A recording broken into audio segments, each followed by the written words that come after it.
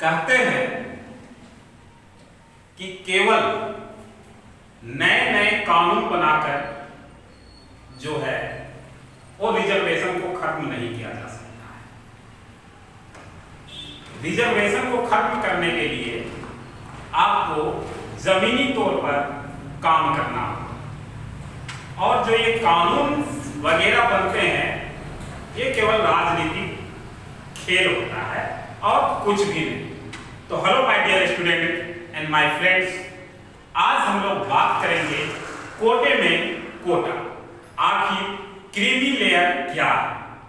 सबसे पहले आपको समझना होगा कि क्रीमी लेयर होता क्या है और कहते किसको। क्रीमी लेयर के मतलब आप समझ सकते हैं। क्रीमी लेयर जब हम लोग दूध को उबालते हैं और दूध को उबालने के बाद दूध के ऊपर एक परत जम जाता है जिसको हम लोग क्रीम बोलते हैं और उसको बाद में निकाल भी लेते हैं। यानी उसमें जितने बार गर्म करेंगे उतने बार उसमें एक लेयर बैठते जाएगा और लेयर को निकालते जाएंगे। क्रीमी लेयर का मतलब बिल्कुल उसी तरह कि रिजर्वेशन का लाभ उसी व्यक्ति को मिलेगा जो व्यक्ति रिजर्वेशन का लाभ नहीं लिया है, और जो रिजर्वेशन का लाभ ले चुका है उस व्यक्ति को रिजर्वेशन का लाभ नहीं मिलेगा, रिजर्वेशन से उसको बाहर किया जाएगा। इसीलिए इसका नाम है कोटे में कोटा, यानी कि रिजर्वेशन में रिजर्वेशन देने की प्रथा। ऐसा नहीं कि ये पहली बार हुआ है और ऐसा नहीं कि ये क्रीमी लेयर आप पहली बार सुन रहे हैं, बिल्कुल नहीं।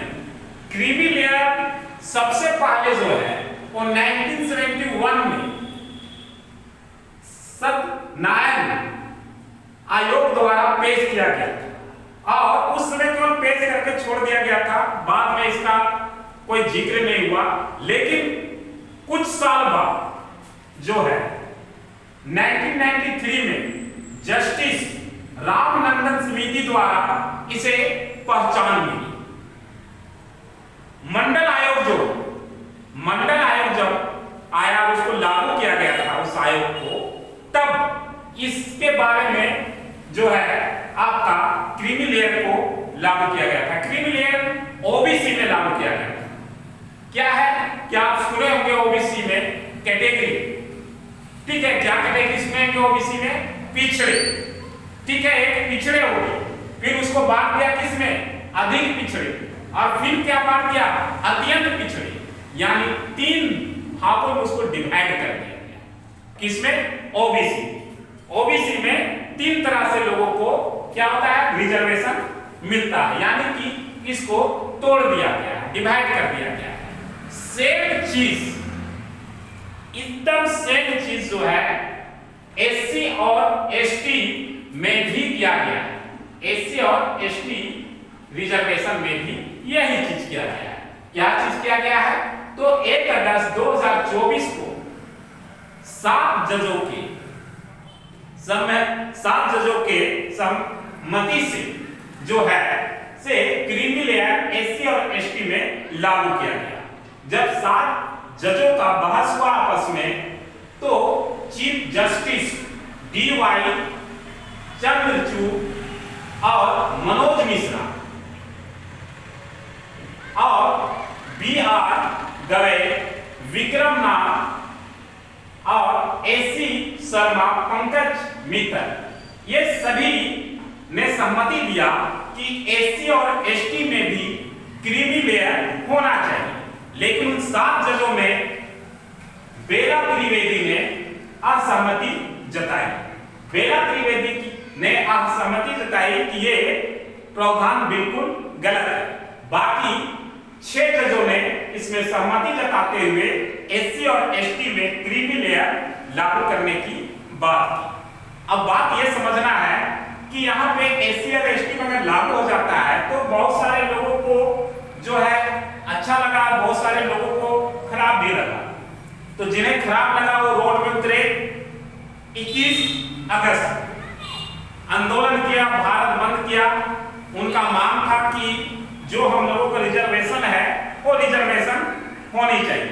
बात यहाँ पे कहा गया है आर्टिकल 341, ठीक है ना, आर्टिकल 341 की बात कही गई है कि इसके तहत आर्टिकल 341 के तहत जो है ये संवैधानिक रूप से फैसला सुनाया गया है, असंवैधानिक नहीं।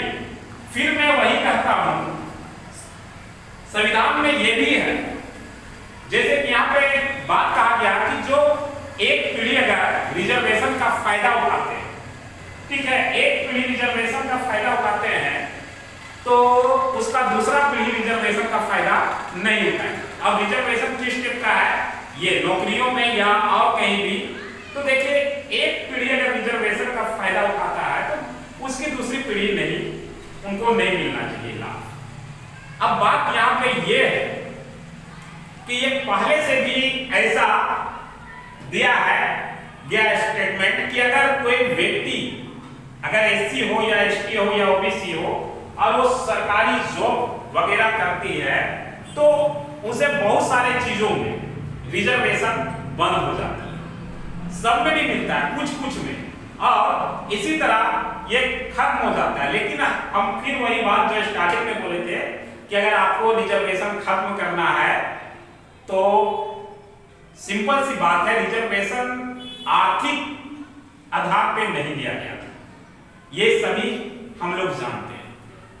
क्योंकि जो जब हमारी देश आजाद हुई थी तो आर्थिक स्थिति लगभग सभी का खराब था, ऐसा नहीं, लेकिन आर्थिक स्थिति पे रिजर्वेशन नहीं दिया गया था, बल्कि ये जो है टच के आधार पे जो छुआछूत था उसके आधार पे रिजर्वेशन दिया गया था कि इन लोगों को समाज में कोई वैल्यू नहीं है, इन्हें उठाना है ऊपर।